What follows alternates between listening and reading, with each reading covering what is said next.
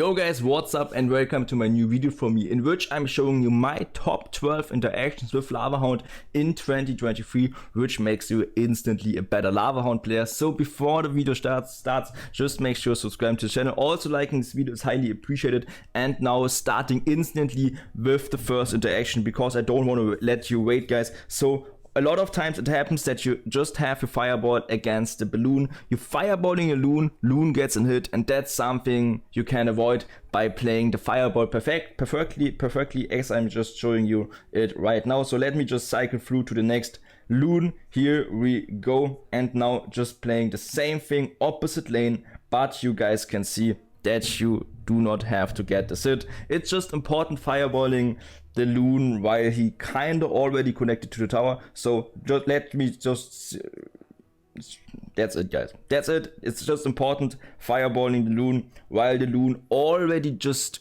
kinda connected to the tower, and comparing, I think, yeah, this is a disadvantage from 700 damage by just playing your fireball correctly. I think this is already sometimes a game changer, and also 700 HP also sometimes just wins you the game. Alright guys, and now coming to the second interaction. Just imagine your opponent is playing Minor Wall Breaker.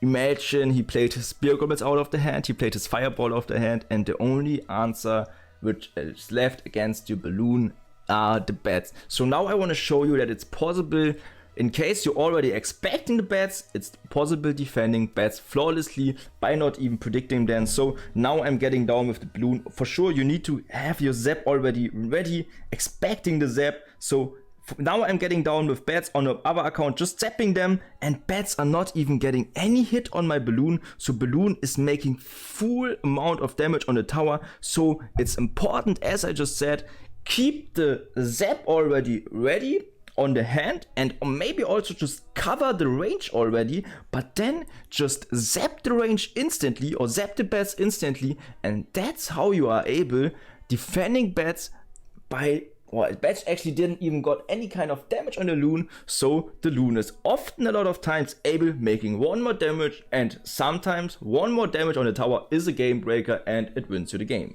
Alright guys, and then my third interaction, or my third tip and trick, I want to show you how broken a tombstone behind tower actually is when playing against lock bait, when playing also against minor damage, especially when playing against minor rocket or lock bait rocket, and you are in a 1-1 situation.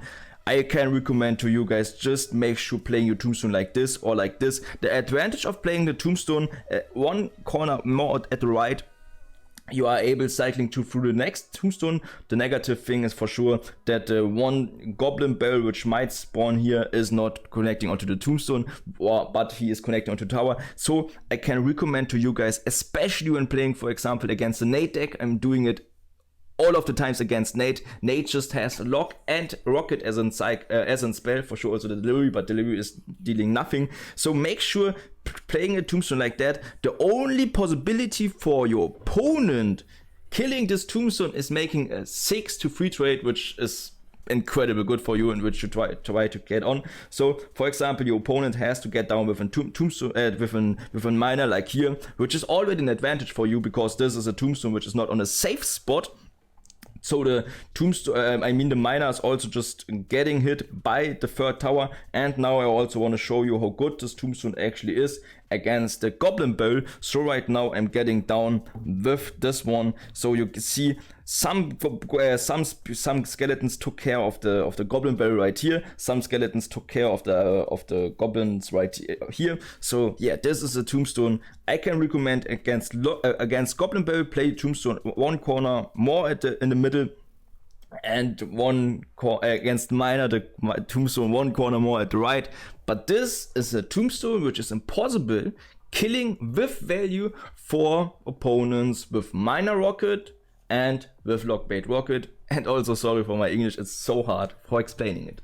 Okay guys, and now coming to the next tip, in which I want to show you the strength of the evolution barbarians against graveyard. So normally I would say normal barbarians are not a good value for defending graveyard, especially when playing barbarians like this. Skeletons on the right lane are just making the tower think the tower gets around about 1000 damage, but broken evolution or the evolution barbarians do get a rage buff, so they are pretty well working. So in case you have to, or you're struggling against giant graveyard, for example, this is my go-to defense in my opinion. Try to kill or try to not get down with the evolution barbarians on the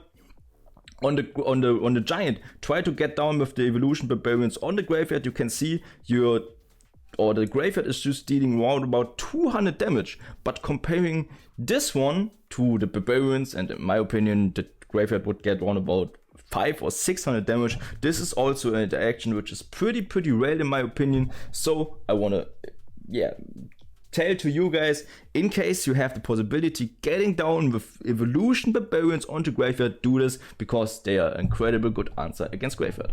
Now coming to the next tip, which helps you winning against Nado. I think Nado is played in so many decks. Nado is played in E-Giant, in Golem, in Hog Exe.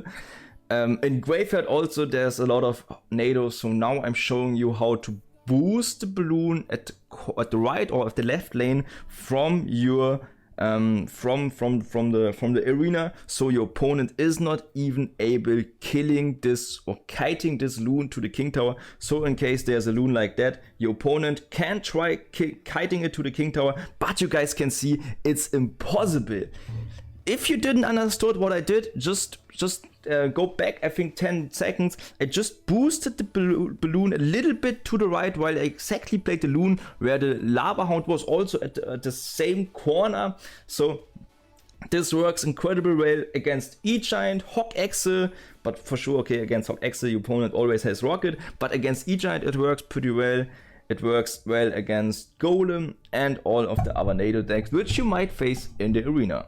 Okay guys, I'm not sure about if this counts as an tip, but also there's just the same, or you just have to do the same thing with your balloon, but it works also against other stuff, because you guys might know that when your opponent is just getting down with a tombstone like here, and you just playing your balloon normally like I did right now, the balloon is getting onto the tombstone, but with playing the Lava Hound, or with playing the balloon, same combined with the Lava Hound as I did the previous one, the tombstone isn't kiting. And to prove you guys I'm not talking any bullshit, here we are just getting down with the next Lava Hound, and opponent is just playing the next tombstone again. And yeah, this is incredible well, because sometimes it's also a game changer when you're able that the balloon is not getting onto the tombstone. So by just making sure playing tombstone exactly like here, balloon is not in front of the Lava Hound, but you guys can see that the balloon is not walking onto this tombstone. Also now the balloon is not able nadoable to the king tower. So you guys can see by playing your balloon perfectly combined with your Lava Hound, you are able outplaying your opponents a lot of times. Alright guys, and the next interaction is all about defending Bandit flawlessly with your tombstone, so you're able having a full HP tombstone on the field, which locks the tower for around about 30 seconds. In this example on the right lane, so your opponent is forced getting down onto the left lane, or maybe playing a lock or something like that on the tombstone, which is a big advantage. I mean, getting a +2 elixir trade, especially in single time, is sometimes a game changer. So now imagine your opponent is getting down with Bandit right here. Just keep your tombstone already in hand, play your tombstone instantly when seeing this Bandit is coming down, so you guys can see you are getting fast enough against skeletons. So this tombstone is locking the right lane. He's not able getting down with a ghost, for example. Ghost is impossible for him. Also a battle ram is impossible for him. Okay, Ram Rider, he's able to do that, but Ram Rider is also pretty expensive. So in this example, you're forcing your opponent getting down with barbarians on the left lane, but when getting down with a Lava Hound, for example, your opponent is pushing into your lane. Sorry guys. So this is also a game changer when having or when playing the tombstone perfectly against Bandit. Okay guys, the next interaction works incredibly well when playing against Royal Giant decks, because now I want to show you how to defend the Fisherman. It's kind of the same trick as against Bandit, but right now I want to show you how to defend the Fisherman flawless with your Tombstone. Tombstone has again full HP, so you're able again just locking the tower or maybe forcing your opponent to play a Tombstone, for example, on the tower or on the Tombstone. So when your opponent is getting down with a Fisherman at the bridge, and in my opinion he's doing this a lot of times, just make sure playing a Tombstone like that. Fisherman is getting onto the skeletons, you're having a full HP Tombstone again. As I just mentioned in the tip before, the lane is blocked.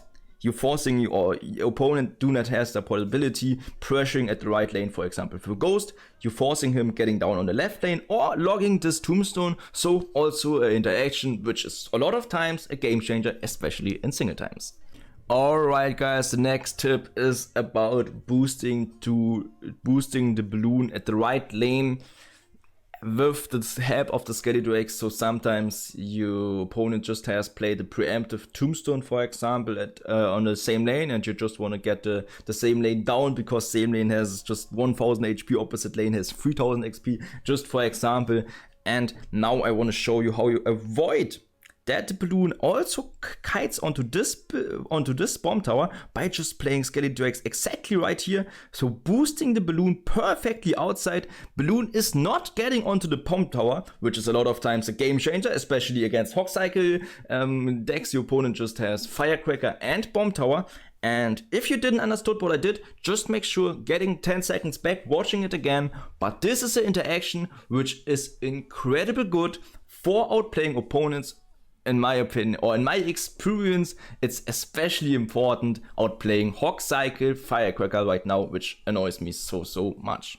Alright guys, and now coming to next interaction. I think it's no secret that you are able fireballing and zapping Three Musketeers when they are spawned right here. So I can recommend to all of you guys, just make sure fireballing, zapping the Three Musketeers. It's always a 6 to 9 trade. Also, you do not give your opponent the possibility for a split lane pressure, and split lane pressure is the death for me as a Lavahound player. So right now I want to show you that you're also not able fireballing, zapping Three Musketeers when they are spawned here. Also you are able fireballing, zapping Three Musketeers behind the King Tower, but for sure you need a fast reaction time. So for example, when the Three Musketeers are coming here, you're just waiting until they are coming.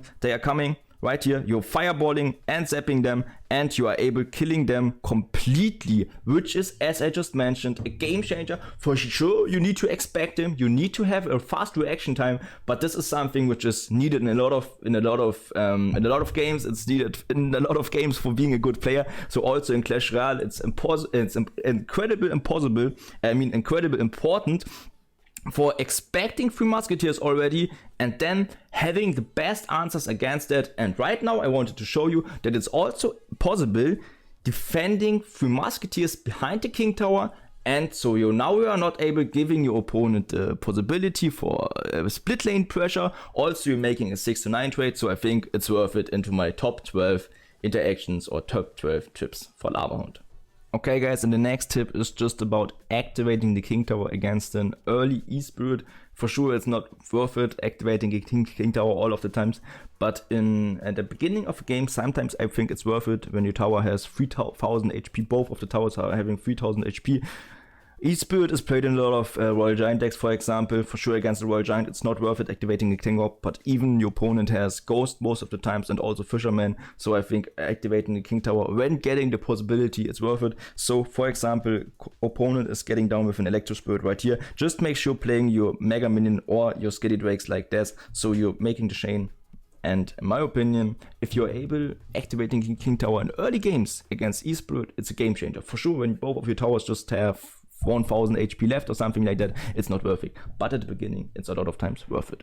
Alright guys, and the next tip is also a tip which I can recommend to you guys. Just do it at the beginning of a game, just do it or don't do it at the 4th or 5th minute of a game. But right now it happens a lot of times, your opponent has a Firecracker on the field somehow and you are not expecting anything, but right now he's just getting with an Hog Rider in front of. In my opinion, the best way to defend them is getting down with Skelly Drakes like here. So you are able activating in King Tower, Also, your tower just has, for sure, he got a lot of damage, your tower, but you're making also a positive elixir trade. Your king tower is activated. So, in case you already are in an elixir disadvantage, and also your opponent is just getting down with a Hog Rider, Firecracker onto your tower, this is the go-to deck with my Skelly Drakes in my opinion. Otherwise, for sure, if you are same elixir, most of the times, there are a lot of better ways for defending the Hog Rider, because right now for sure you got about 1500 damage or the half tower. But in some situations, as I just mentioned, for example, when having already a opposite lane pressure and you're already low elixir, just make sure playing your drakes like them, and your tower is still alive, more than half of the HP, king tower is activated, so this is also a worth interaction. Alright guys, that's it for today's video. In case you don't want to miss any kind of content, just make sure to subscribe to the channel. Also, liking this video is highly appreciated. I think this video took me the most time ever for recording and cutting. Normally I'm just recording 4 games, uploading it on YouTube, but this is a little bit more interesting for you guys, for me also. So make sure to subscribe to the channel, liking this video, and as always guys, thanks for watching until here. See you next video. Bye guys.